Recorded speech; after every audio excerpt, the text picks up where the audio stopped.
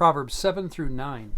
The person doing most of the talking during these early chapters of the Proverbs is a father to a son. So most chapters begin with my son. But in chapter 8, there's a shift. And interestingly, Solomon speaks of a woman, or at least a figure who is pictured as a woman, who is called wisdom. And she even speaks in the first person, I, wisdom.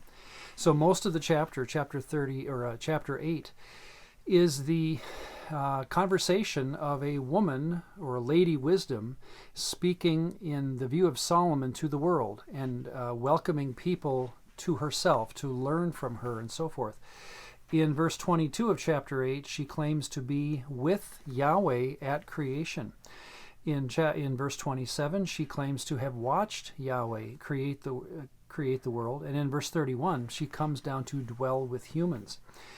So, what do we do with that picture of Solomon speaking of a lady wisdom? Well, this is the 10th century BC. It's interesting that in the 7th century BC, one of the most popular Mesopotamian gods is named Wisdom, Chokhmah in Hebrew or Aramaic. And this is a god that is prayed to and sacrificed to. It's the name of a literal deity. In fact, here is an ancient text that we have found called the Words of Ahikar. Again, it seems to be a Mesopotamian text. It's not Jewish. And it reads this way. This is part of it. From heaven the peoples are favored. Wisdom is of or among the gods. Indeed, she is precious to the gods. Her kingdom is eternal. She has been established by Shamayan, that's the name of a god. Yea, the Holy Lord, that God has exalted her. So there is a story in ancient literature of an exaltation moment, or this goddess named Wisdom is given high rank in one of the ancient stories that is around the time of Israel. All right, so now you can suspect what academics do with this kind of text. They say, well, Solomon was speaking of a deity named Wisdom, a goddess, because in the 7th century, in a parallel text, we have the same Hebrew word or Aramaic word, Chokhmah, being used for the title, the name of a deity. And by the way, when you get all the way down, of course, into the New Testament era,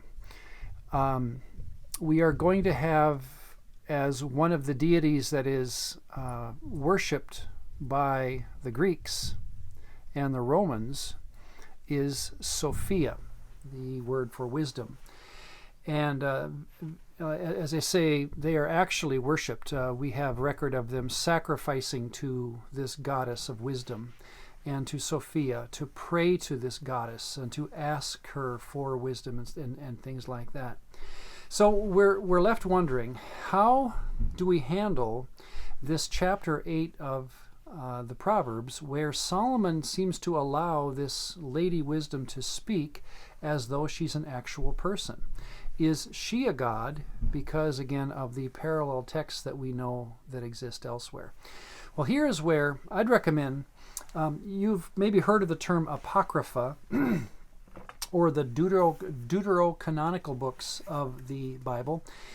If you have a Roman Catholic Bible, with between the two testaments there are 15, let's call them extra books. They're often called the Apocrypha. These are books that were listed with the Septuagint when the Septuagint was translated out of the Hebrew Bible in about 200 BC. These 15 books kind of came along with that list, but no Hebrew Bible has ever included these 15. So if you have a Christian Bible today, you do not have the Apocrypha. What's the value of the Apocrypha? I would recommend it's a comparative value. In other words, we don't have to believe that they're true or inspired or inerrant, anything like that.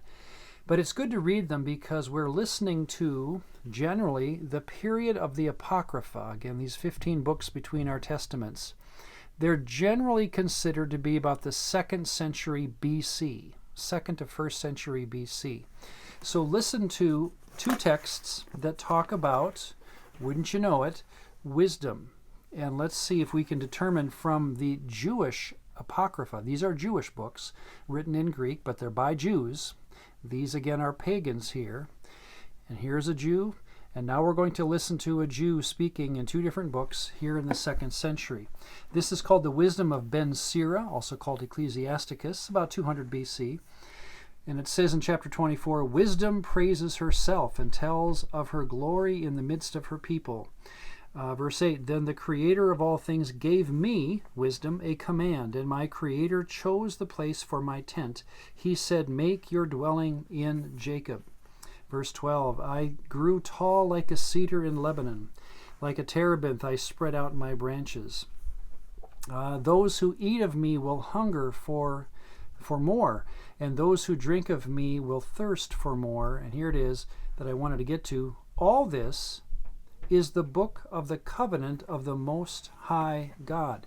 What Ben Sira admits is that this pictured person, or this figure of speech that's talking, is actually not a deity at all, but it's Torah. That the person reading Torah is hearing wisdom speak as a person. Then in the book of Baruch is a book that's purported to have been written again about 5th century BC, but it's probably a little later than that. But it's again still written by a Jew, and listen to him speak of wisdom. "You have forsaken the fountain of wisdom," is talking to his people. "Who has found her place, wisdom's place, and who has entered her storehouses? Who has gone up into heaven and taken her and brought her down from the clouds?" He's complaining that his people, the Jews of that period, were not being wise. "No one knows the way to her, and or is concerned about the path to her." But let me drop down to chapter 4 of Baruch. He begins the chapter, "She, wisdom, is the book of the commandments of God, the law that endures forever." So again, when you get to Baruch, Ben Sira, the books of the Apocrypha, the only mentions we have of wisdom turn out not to be a goddess, not to be a spirit that God created, but a personification, a poetic personification of Torah.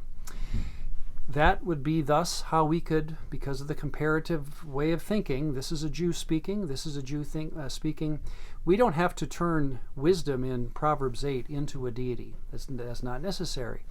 Just like the Jews to come, they will think of wisdom in a personified, poetic way, that is as a woman speaking to the world.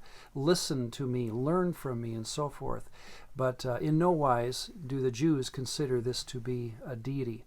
It again tells me or recommends to those who listen to the Bible carefully and compare it to other Jewish literature that the Bible is very, very careful when it comes to how it treats this spiritual world.